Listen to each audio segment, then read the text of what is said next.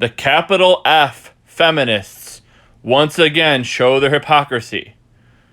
Joe Biden isn't unifying anything. And we reflect on the 20-year anniversary of 9/11.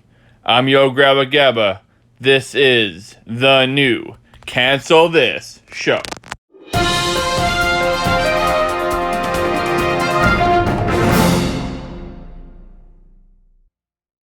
I'm Yo Grabba Gabba. This is Cancel This, the show that fights back against cancel culture and annoys the woke folk. This is recorded week of September 11th, 2021. Be sure to subscribe so you don't miss anything. You can like our Facebook page, facebook.com/Pavement Road Productions. You can also like our YouTube channel, hit subscribe right there on the YouTube page. You can also email the show directly with your thoughts, get them on the air. pavementroadproductions@gmail.com. Like I said, be sure to subscribe so you don't miss anything. We have our Survivor Season 41 preview show coming out soon. And we have all kinds of fun content coming your way here in the next few weeks and few months. Let's go ahead, though, and start diving in here with the first topic. And we're talking about the first topic, which is the capital F feminists show their hypocrisy. Once again. And again, this is the capital F feminists. Not people who believe in feminism, but people who weaponize feminism and use it as a political tool. So, feminists, women can do the same thing men can do. Women should get paid for what they do, not just less because they're women. All those things. Women should have the same rights as men. And guess what? It's kind of been that way for like 100 years, right? I mean, maybe not seen completely equally in all, some men still see women as inferior and that kind of stuff. But it's pretty rare. Just like racism. It's pretty rare in today's day and age. It really is. And women have had the same rights as men for a long time. Now you say, sometimes they get paid less, and that's still true, unfortunately. But they shouldn't get paid the same because they're women. They should get paid the same because they do the same work, right? Like women's sports, they always only get paid the same as men's sports, even though no one watches women's sports. If a woman contributes, this much a certain amount of money to the company, and a man contributes less, the woman should get paid more. But if the woman contributes less than the man, she should get paid less. It should be you get paid for what you're worth. But they want socialism. It's socialism. They want you to be paid the same regardless of what you do. Because you're a woman, you should get paid the same as a man, regardless if you do more work or less work. Women who do more work should get paid more. A female executive in a company should make more than the bottom of the barrel person, the person at the bottom of the totem pole. Of course they should. But if a woman at the bottom of the totem pole should make more, as much as the CEO, you're paid for what you're worth. That's how it is. That's how I see it. Feminism all the way. That being said, the political feminists, the capital F feminists, they don't see it that way. And they see it as the socialist side of it. The women should have more than men because they're superior to men, regardless of what they do. And that's just not true. Each human should be treated as such. You start at the same spot, and wherever you end up based on your choices and luck. Luck in your choices. A lot of people make their own luck. But sometimes you're just not lucky. But then again, you could be a woman in the Middle East. That's kind of what I want to talk about here a little bit today. Now, obviously, I think it was Rose McGowan came out and said that she was, the Me Too movement is kind of a joke because they only want women to go after Republicans, and they don't care about the Harvey Weinsteins. I mean, so many quote unquote feminists, so many female politicians knew about Harvey Weinstein for a long time, for years, and did nothing about it because it was politically advantageous to use him and use his influence and use his money. But when it came out, we're shocked and appalled. No, you're not. It's like so many criminals who get caught and they're so upset and so sorry. They're not sorry. They're sorry they got caught. That's about it. So all these warriors, female senators and politicians and people who have been out, fighting for women for all these years, they were only doing it when it became convenient. If they didn't want to fight against, they didn't want to bite the hand that fed them. But, now it's we have to tear down the patriarchal structure, whatever that means. Right? It's like there's no more racism anymore. Like, people who hate other people based on the color of their skin, those are so few and far between that we now have to change the definition of racism to make more racism, so we have something to do. So that our political action committees and our organizations that fight racism now don't have to dissolve, because we have all this authority and all this power and all these followers. We have to do something with them. So let's change the definition of racism so we have more racism to fight. It's like feminism, right? Women have the same rights as men.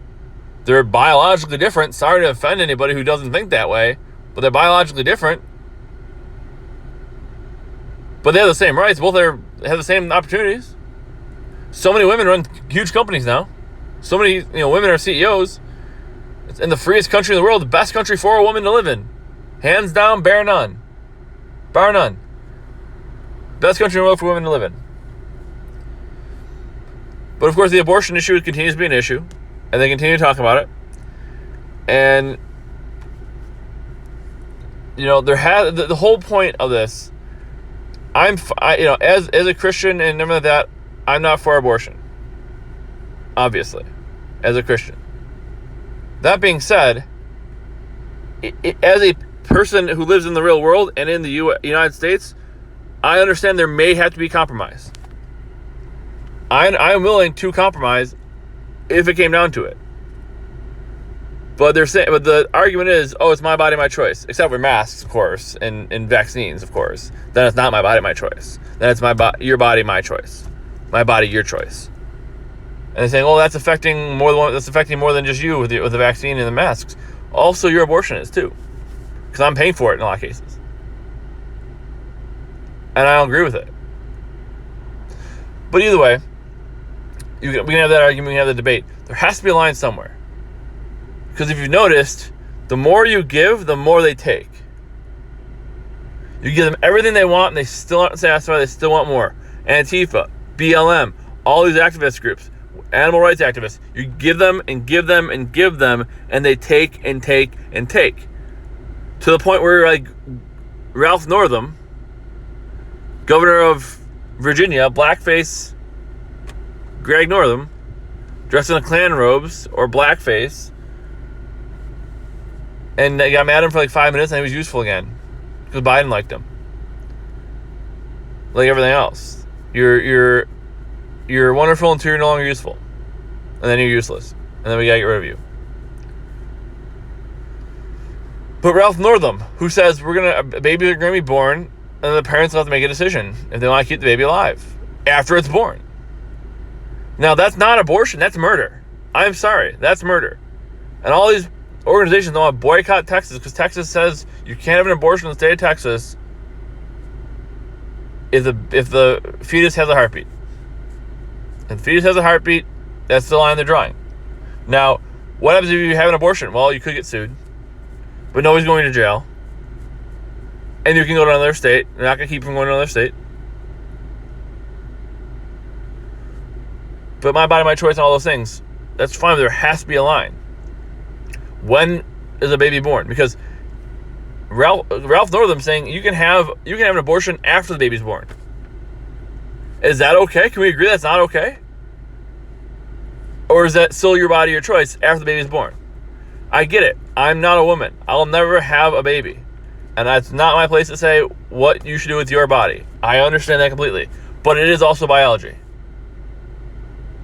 It is also biology. What other species kill their own babies? Not very many on Earth. And if we continue to do so, we won't survive anymore. We won't exist anymore. The human race will cease to exist.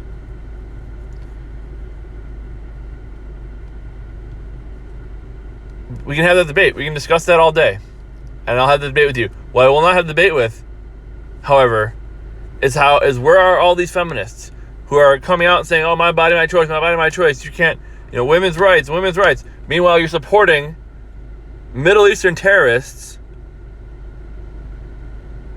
and you're on the side of the Taliban or on the side of the Muslim extremists against Jerusalem, against Israel, when Christian organizations reach out to feminist organizations asking for help getting Christians and women who are going to be persecuted out of Afghanistan. The feminist organizations turn a blind eye and look the other way. So, my body, my choice. I can have an abortion if I want to. Meanwhile, I'm going to stay completely silent about a pregnant woman getting beaten to death with a screwdriver in front of her husband and child in Afghanistan. Silence from the feminists. Silence. Not a word. These women are being rounded up and kicked out of school and forced back into their total face covering and all that. Can't show their face in public. Can't drive. Can't go outside without their husband present. Can't do any of that. Being 12-year-old girls being sold into being brides of these dirty Taliban leaders. 12-year-old girls being raped in Afghanistan. Feminist groups silent. Silent. But America's the worst place ever because they make you have a conversation before you just abort your pregnancy. I mean, Bette Midler wants to have a sex strike. How about you just stop having sex? And then maybe you won't have an abortion. Maybe. And again, I get it. Men should be responsible for abortions too. If they agree to have an abortion, same penalty that goes on a woman should go on the man. Because he agreed to it too. And men shouldn't be allowed to just have no repercussions for what they do. They're half as responsible as the woman is. And they should be held equally responsible for that child or that abortion. And we can talk about that, and that's fine. We can discuss that, and we can agree on that or agree to disagree. And we can compromise. But again, it's my body, my choice. So if I want to kill, if there's no line where the baby is now alive and it's now a baby, it's not a fetus. It's not a clump of cells. There's no line. And there has to be a line. But regardless of all that, regardless of that debate, and again, we can have the debate, can we agree that bludgeoning a pregnant woman to death while her husband and child watch is wrong? Can we agree on that? Can we all stand up in solidarity against that? Or is that against feminism? The women's rights activists don't want that. Don't want to stand up and fight against that because, they can do what they want in their own country. Okay? If that's how you want to live, if you're okay with that, I think it's ridiculous. And I think, reproductive health and all that stuff, that's certainly the debate. But while women are being raped and murdered in Afghanistan and in the Middle East, why don't we stop that first? Why don't we start there?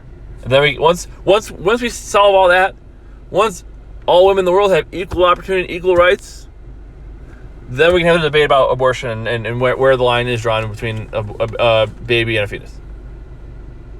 We can have that debate. But first, why don't we stop all the killing and raping of women in Middle East countries? Do you realize that feminist organizations overwhelmingly support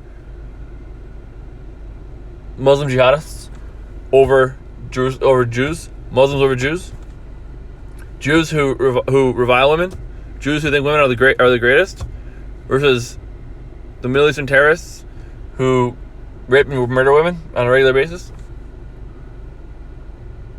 And by their Sharia law, can behead their woman or stone them to death if they're raped. But feminist groups overwhelmingly support that over the West and over Judaism. The pure hypocrisy of feminism, capital F feminism, the women's organizations. Switching gears here, I want to talk about Joe Biden and his unity. So all the unity promised. By the way, he is a liar. Like, Trump lied too. Okay, people say, "Oh, Trump is a liar. Trump is a liar." Yeah, Trump lied. Trump exaggerated. Okay, he said this is the greatest thing that ever happened. It's the worst thing that ever happened. It's the biggest. It's the smallest. He would exaggerate everything, right? Like, biggest thing in the history of the country. And they say, oh yeah, he's a fascist because he lines up tanks in D.C. to show off the military might of the country. Okay. So he likes the country and wants to tell other nations, don't F with us because here's what we have and we can destroy you with. He didn't use those on American citizens.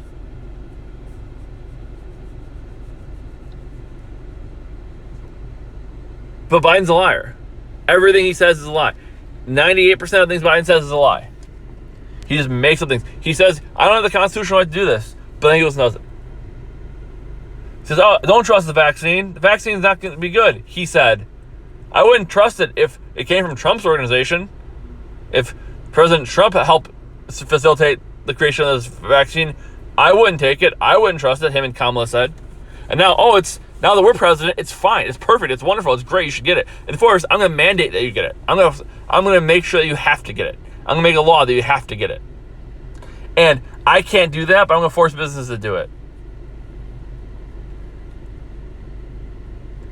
What's it called when the businesses are controlled by the government? When all businesses are controlled by the government? Is that? I feel like that's like socialism or fascism or communism. I don't know. It's something. When the government says that you can't do business unless you do it exactly the way I tell you to do it.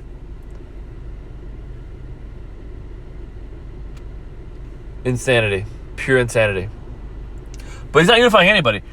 You know, this Afghanistan disaster that he's trying to hide and walk and run away from, hope people forget about, which hopefully America has a little bit longer attention span than that. Hopefully. But they're trying to walk away from it. They're trying to say, oh, this isn't happening. Oh, the Afghanistan was a great success. And anything that went wrong was Trump's fault. Well, now he just requested the resignations of 18 Trump officials. Because we can't work together. We're not able to work together. We can't work together. Unity, baby, unity. Do it exactly as I say. Don't have a second thought. And we'll be unified. Don't disagree with me or we'll be unified. That's how it works, right? That's unity. Do exactly as I say and don't disagree with me and we'll have unity. Unity. That's how it works. Unity of thought. Unification of thought. You know, they talk about how Cuba, people who have the right to protest. Not in Cuba, they don't, by the way. But they said the Cuban people have the right to protest when they were protesting in the streets. Well, they don't have the right to protest in Cuba. They don't. But they said, oh, Cuba's horrible because they lock up people who disagree with the government. Well, the DOJ is going after conservatives and Republicans, like, every day. They're trying to lock up, arrest conservatives, Republicans, like, every day. They're weaponizing the Justice Department against conservatives and Republicans. People who wore MAGA hats and went into the Capitol are still, dozens of them, are still being held out charges. Do you know who else is still being held out charges? Khalid Sheikh Mohammed, the mastermind of 9/11. Apparently the same thing. Apparently, walking in the Capitol building, and the officer who shot Ashley Babbitt for climbing through a window. Again, should she have been climbing through a window? No. Is anybody in immediate danger? No. But if you're a Republican who walks to the Capitol building, even followed somebody, even the door was open because the people went in there before you, you didn't know. You didn't know you weren't allowed to go in there. You walked in. Still, 9 months later, being held out charges. BLM rioters, people who murdered people in the streets. Protesters, nothing. So, is it equal application of law? Of course not. Biden's not unifying anybody. He's not trying to. If he was a great leader, like I was hoping Biden was gonna be a great leader. So I had my doubts. I figured he wouldn't be. I figured he'd make the divide between the country even worse, which he has. But I was hoping he'd unify the country. I was hoping. I knew he wouldn't, but I was hoping. If you want to unify the country, you could have said, hey, there are people, who stormed the Capitol building were wrong. Also, BLM protesters are wrong. Looting and rioting and burning stuff is wrong. Not denying that it happened, even though we saw with our own eyes that it happened, but saying that was wrong and this is wrong. Saying, hey, conservatives and Republicans have good points. I'm going to listen to them on some things. Also, the Democrats have good points. I'm listening to them on some things. We're going to compromise. Congress doesn't do anything. Congress writes massive $5 trillion bills, and he signs them. They don't negotiate. They don't compromise. They sign like 3 bills a year, giant spending packages of somebody else's money they spend, and that's it. They don't actually write laws anymore. They don't compromise. The founders compromised on a lot of things to keep the country together. Hey, you give a little bit, we'll give a little bit, we'll come to an agreement. They don't do that anymore. Because our way or the highway. That's it. And again, if Biden wanted to be a strong leader, he would say, hey, there's people on the radical far right that are lunatics. And Bernie Sanders and AOC are also lunatics on the far left. But he can't do that because he needs them. He needs them. The Democrats, the JFK Democrats, the Bill Clinton Democrats are ceasing to exist. They're disappearing. Because they're being overtaken by the Bernie bros. If you're a Democrat and you like the country as it was founded, you're very, very soon going to be in the wrong party. Because the radical left is, if not the majority of the Democrat Party, it's pretty damn close. And it's growing by the minute.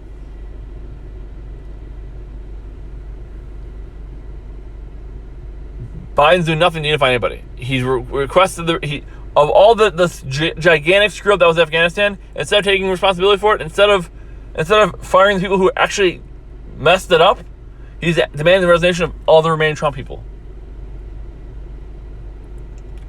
Trump people who worked with Obama people when Trump became in office. And John Psaki, he has the right to do that. Of course he has the right to do it. I have the right to swing my fist as much as I want until I hit you in the face. Of course you have the right to do it. Doesn't mean you should. You have the right to declare a nuclear war on North Korea if you want. Doesn't mean you should.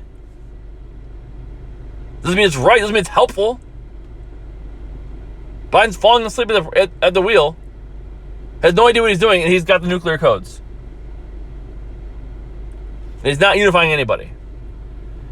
Unifying means you have to push back against your own people sometimes. You have to tell your own people, hey, knock it off. Hey, we need a compromise. We're going to meet in the middle. Instead, I'm going to meet in the middle of my radical left and my centrist left. And the people on the right, oh well, get out of here. We don't want you. The Andrew Cuomo conservative gun owning conservatives are not welcome in New York State. That's unifying. It's unifying, baby. And guess what?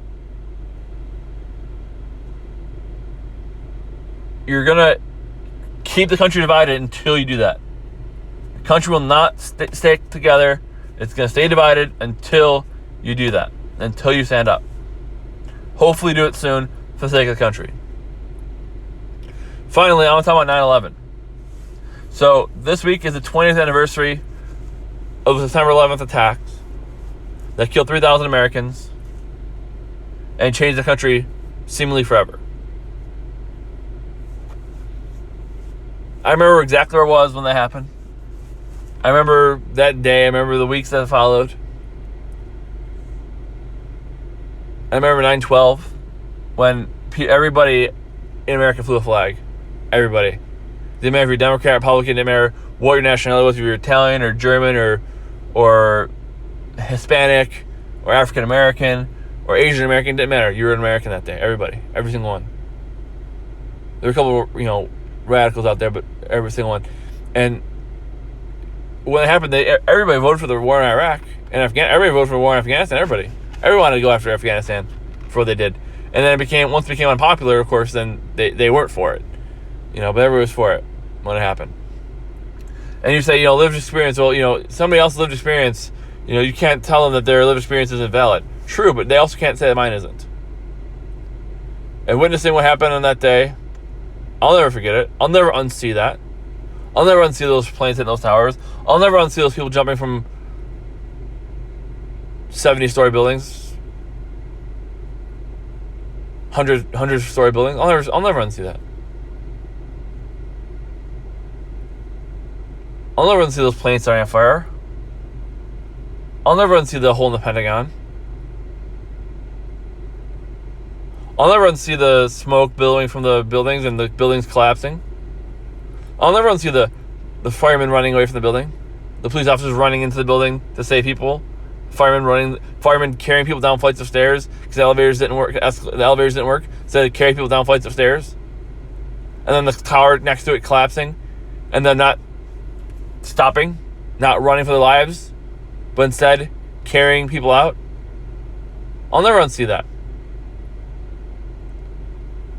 But I saw a thing on Campus Reform recently.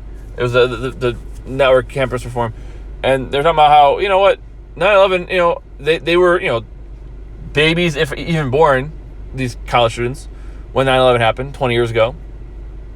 I was in high school or middle school when it happened, and all these, you know, these people were in college now. If they were born, they're babies. I don't remember it, and all they know about is what happened, what they're reading in their textbooks and what they're hearing in their college classrooms. And the people who, you know, a lot of the students, everybody I saw in that video, again, I'm sure it was a selected group of people. I'm sure not all of them, but only 35% of college students, people college age, are proud to be American and think America's great. That's shocking. I mean, it shouldn't be, but it is. And they asked them about these college students about 9/11, and what do you remember? What do you know about it? Well, they said, oh yeah, well, I mean, I feel like what we're learning in college textbooks isn't accurate. Like, oh, okay, well, why? Okay, I mean, they really, you know, portray the Middle Eastern and Arabs as bad. I'm sorry? Yeah, they're way too biased. I mean, they portray like America like an innocent victim, but it's not. And that's where my head explodes. And that's where my fury comes out. Because we said we would never forget. We said we would never forget. And we're not teaching our kids about it because it's uncomfortable to talk about. So they're learning about it in school, and they're being influenced by anti-American rhetoric and propaganda. So they hear, finally, after all this time, they get a little section on 9/11, what happened that day, and they've been drilled in their heads their entire lives, America's horrible. So then they hear about a terrorist attack on the United States, and they already hate the country. So guess what? America must have deserved it. Because America's an evil, horrible place. So it must have deserved it. Unbelievable. Unreal. I was listening to local radio today, and one of the former lieutenant or deputy county executive was talking about it. I completely agree. I said it. I was thinking it before he said it. I said, if 9/11 happened today, what percentage of the country would be like, well, you get what you deserve, America. You reap what you sow, America. Like, what percentage of the country would be on the side of the terrorists, saying that America deserves it?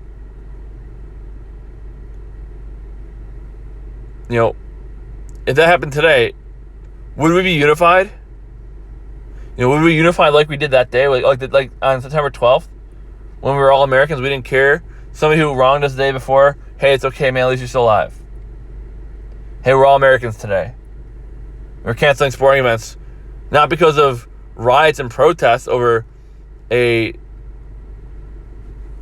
what was determined to be a justified police shooting, like in Wisconsin, but canceling sporting events because 3,000 Americans just got killed in a few hours.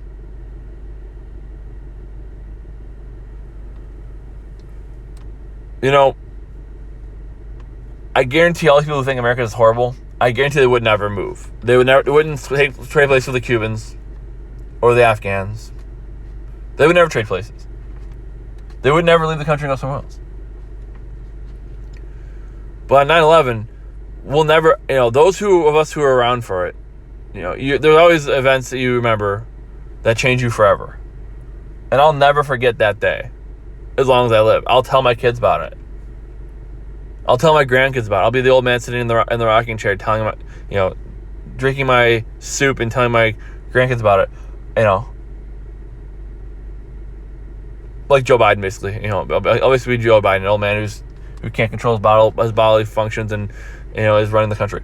I'll tell my kids about it. about what happened that day. It's like those who were around for D-Day and Pearl Harbor or the assassination of JFK, all that. Those huge historical events. And I'll never forget. Of course I'll never forget. But a lot of us have forgotten. A lot of us have forgotten. In September 10th of 2001, you could, if you were a child, you could have gone in the cockpit and hung out with the pilot. The pilots would love to show you all the equipment and ask you if you want to be a pilot and give you a little pilot's hat and send you on your way. We can't do that anymore. If 9/11 happened today, there'd be at least a minimum of a third of the country saying, well, to say that they were Middle Eastern extremist terrorists is xenophobic. And, when, just to show you, when Trump's brother passed away, their hashtag wrong Trump was trending on Twitter. Because they hate him more than the people trying to kill us. Same with when Rush Limbaugh passed away, same thing. Rotten piss was trending on Twitter. Arrest and piss. It's the party of love, right? But they hate the country, and in 9/11 we came together like never seen before. We helped each other out. We picked people up from the airport. People running out their homes and their businesses. They gave their shirt off their back. They rushed to give blood to the blood banks. I remember when Trump went down to 9/11 and the ground zero and helped out too. I remember that. He was on the radio and he him and his people went down there to help with whatever they could. I remember that. But it didn't matter that day, That day didn't matter. That day didn't matter who you voted for in the previous election. Didn't matter what side of the political aisle you were on. None of that mattered. Our country had been attacked and we needed to fight back. It was an attack on all of us. And, I really, really fear that today, if something like that would happen today, God forbid, that wouldn't be the same. We're so divided. And it shouldn't take something like that for us to come together. But we can't forget. And so many of us are forgetting. So many of us don't even remember, don't even care. And it's just something happened in history. But it's not. It's not just something that happened in history. Those of us who remember it, we will never forget it. It'll always be there.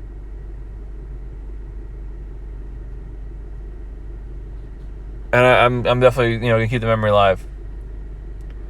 All those people who were killed, all the soldiers and people in the military, they went and fought. And a lot of people who fought, who signed up that day, when it happened, signed up and enlisted in the military that day, they're retiring now. They've been in for 20 years.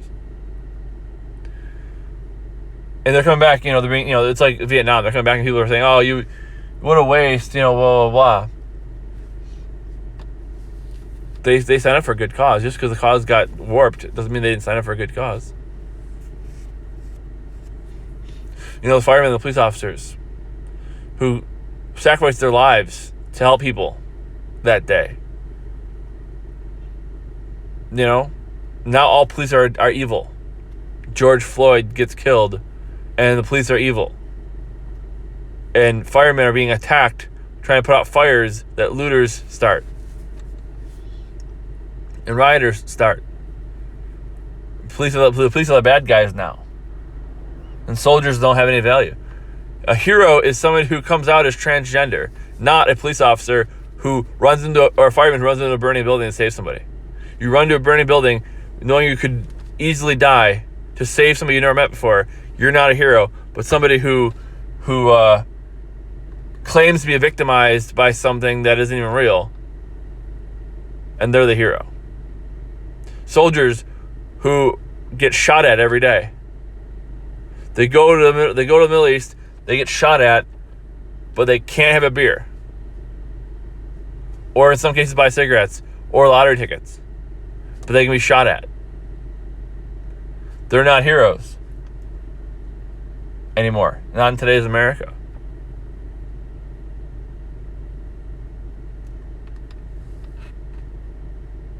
We need to go back to where we were. If you're alive, then you remember where you were. You remember the moment you remember the moment you heard what happened. We're better than this. We're better than we are today. How things are going today, we're better than that.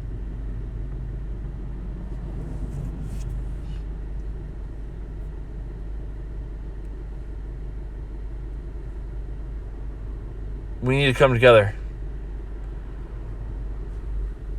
Because those people who died that day,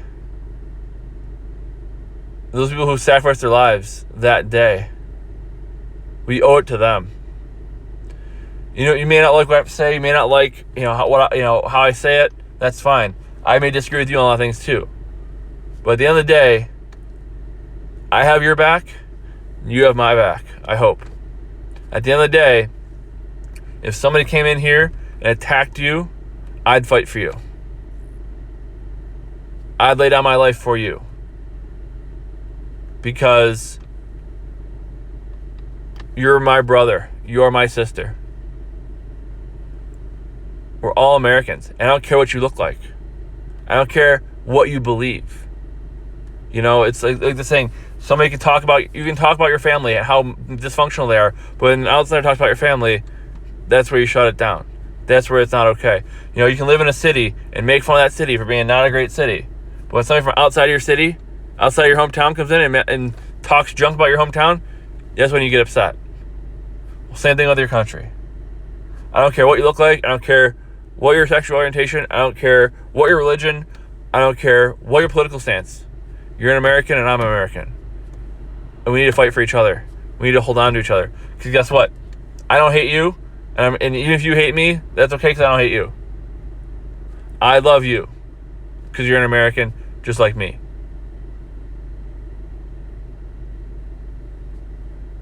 Be sure to subscribe so you don't miss anything. You can like our Facebook page, facebook.com/Pavement Road Productions. You can email the show directly, pavementroadproductions@gmail.com. Share your 9/11 stories. I'd love to hear them. I'd love to hear where you were and what that day means to you. Like I said, like our Facebook page, facebook.com/Pavement Productions. Email the show, pavementroadproductions@gmail.com. Subscribe to the YouTube channel right below. Hit the subscribe button and you can comment and share the posts.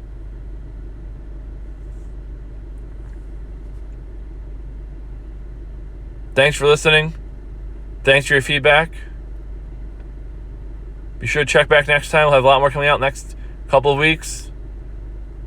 Until next time, Biden.